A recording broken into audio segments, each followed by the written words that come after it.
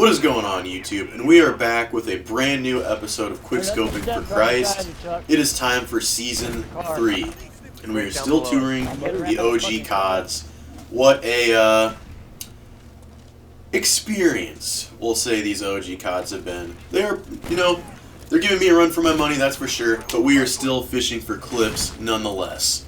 But first, a little bit of reading from 1 Corinthians. Today's verse is probably my favorite Bible verse, and Corinthians is a book, 1 Corinthians and 2 Corinthians, that is written by the Apostle Paul, and the purpose of these letters were to, or at least 1 Corinthians was to give the Church of Corinth kind of a guide to godly living, and, a little bit of a correctional instruction manual, so to speak, on godly living. And this is at the end of his letter in 1 Corinthians. At the end of the book of 1 Corinthians. And it's pretty short and pretty sweet. He's wrapping it up, saying his final farewells. We got 1 Corinthians 16, verse 13 and 14. And he says, "Be on guard, stand firm in faith. Be men of courage, be strong, do everything in love." Why do I like this verse so much, and how can I apply it to my life?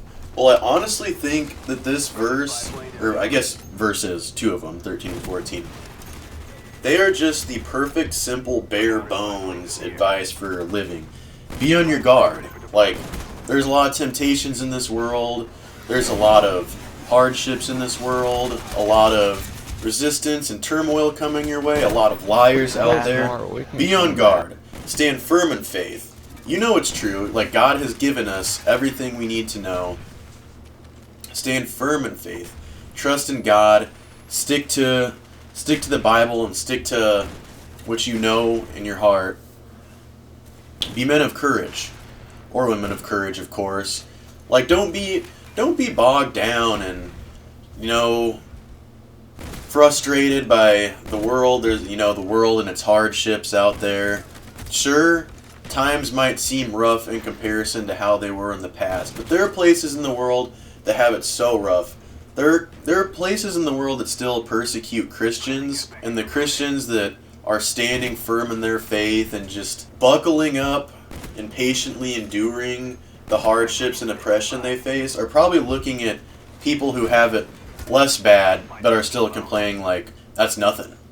And really, we as followers of Christ have the Holy Spirit in us and God on our side. We shouldn't be worried or conflicted about really anything.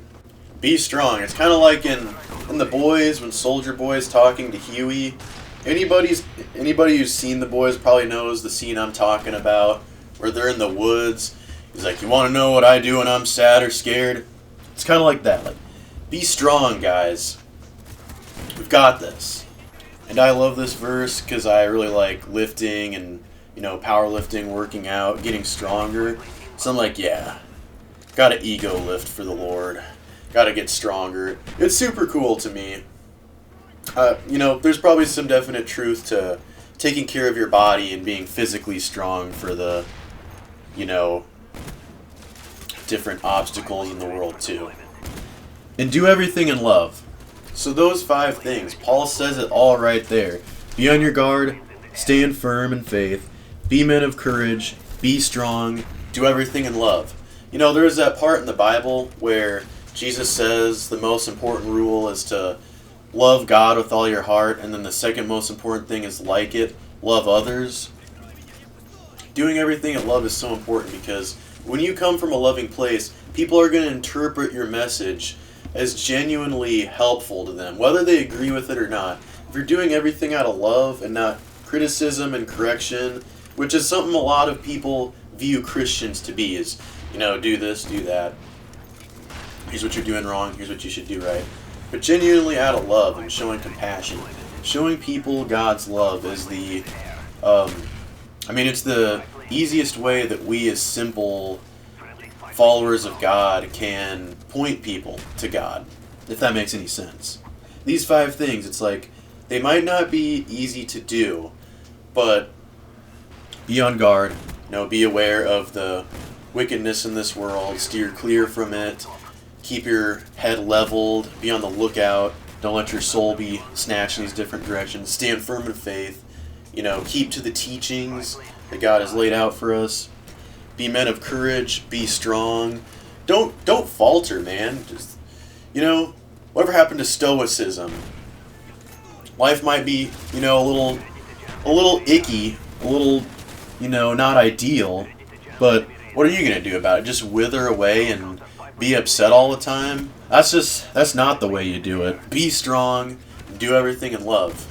Love one another, be like God, which you can't do, obviously, but you can try your darndest. You can come as close as possible. And I think these verses just so beautifully encapsulate that. I might make a video on this again later, because it is my favorite verse, and I think it's so important that people hear this. It's I don't know, it's just so awesome to me, this verses, technically. If somebody came up and asked me, how should I live? This is probably just, what I would give them, this right here.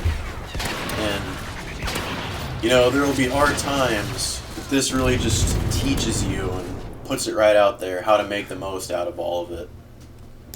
So yeah, we are back. We are mostly grinding Black Ops 1 and Modern Warfare 3, the OG Modern Warfare 3 right now.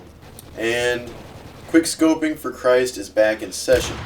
However, I don't think I'll be uploading this the same frequency, by the week, as I was last time, because I want to ensure there's quality in the videos and they're not rushed, and I have enough time to talk about the Bible verses and Call of Duty. And I'm playing a lot less COD now, because I'm playing more story mode video games and focusing on the other demands of life as well. And so the COD gaming has just been cut back a little. Less time to hit clips and get footage for these episodes. So yeah, I'm not saying that it'll be very infrequently that I'll be uploading, but just less frequently than before. And yeah, I'm just playing some Red Dead Redemption and obviously Genshin, and then I've streamed a little bit of Elden Ring. I want to stream it a little more, but it just takes some time to get going on games that I'm not used to. Kind of like these OG CODs you're seeing right here. Modern Warfare 3, I love. One of my favorite CODs of all time, but I'm definitely not used to the slow movement system. It's been years since I've played one of these older CODs. Black Ops 1 I was never at any point in time good at, so it's like learning a new language or learning how to walk for the first time again. But I can feel that there's clips coming on both games.